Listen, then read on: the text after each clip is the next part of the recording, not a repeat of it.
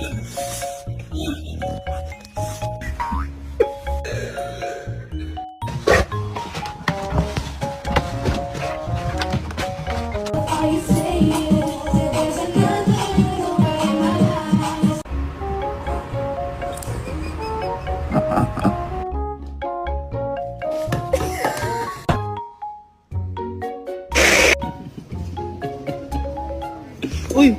Rosie!